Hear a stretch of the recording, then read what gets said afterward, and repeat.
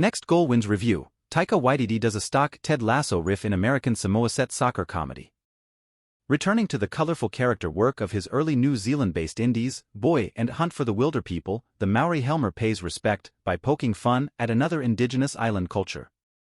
Does it count as a white savior movie if the white character is the one who needs saving? In A Next Goal Wins, the world's top-grossing indigenous director, Taika Waititi, retells the story of how American Samoa went from having the world's worst soccer team to, well, not the worst. While a white man was involved, the movie, which suggests how a film like Cool Runnings might be made with 30 years more cultural enlightenment, is mostly about how their coach, Michael Fassbender, needs an attitude adjustment. Come to think of it, that's essentially the formula for most white savior movies.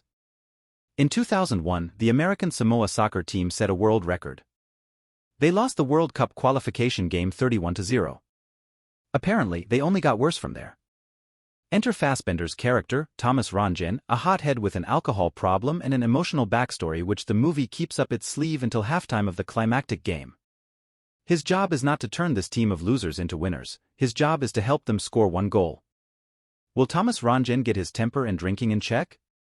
Will Thomas Rongen refer to the personal tragedy that's been making him so insufferable in the locker room before the second half of the final game? You do not go to a movie called Next Goal Wins to be surprised. In fact, if you have ever seen a movie before, you have already seen Next Goal Wins. That movie doesn't even have to be Next Goal Wins, the 2014 documentary on which Waititi and co-writer Ian Morris based their remake. Maybe you've seen The Mighty Ducks. Or Major League. Heck, even if the only film you've ever seen is The Human Centipede, you can figure out where Next Goal Wins is going. But that doesn't mean you won't enjoy getting on a bus doing 20 in a 35 zone, headed straight for a destination anyone can imagine a mile away. The idea is to have a good time, and Waititi knows how to give audiences that.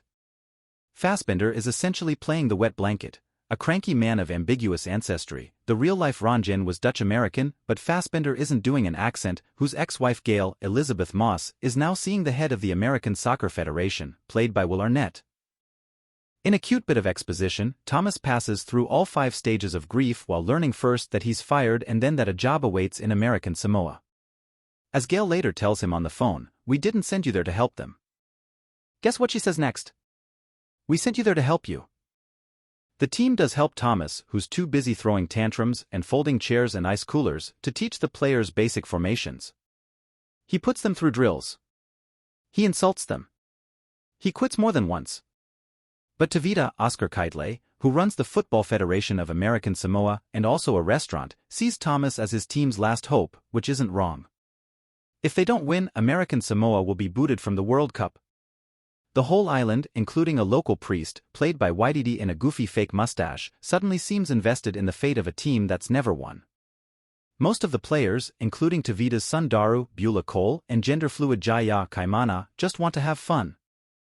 The Jaya character, a female-identifying Fa Afafin who went on to be the first trans woman to play in a World Cup qualifier, is basically reason for this movie to exist, and though she gets plenty of screen time, the film's only surprises involve her, which means a less cliched and far more original version of this story might have been shaped around her journey. 2 other players who rejoin the team after Thomas starts coaching, goalie Nikki Salapu, Uli Latukfu, and power forward Rambo, Simu Filippo, demonstrated interesting personalities as well. The rest are basically just comic relief. But this is a comedy, after all, so expect to see balls bouncing off of people's faces and stunts that look like they belong in a Ted Lasso bloopers reel. Speaking of Ted Lasso, that show is probably the best thing that could have happened to this film's chances, since the last great soccer movies were Bend It Like Beckham and A Shaolin Soccer more than 20 years ago. But Ted Lasso showed either that people lowered their standards during the pandemic or that the audience for broad, group hug soccer comedy is much bigger than Hollywood estimated. Either way, it's a promising sign for Next Goal Wins.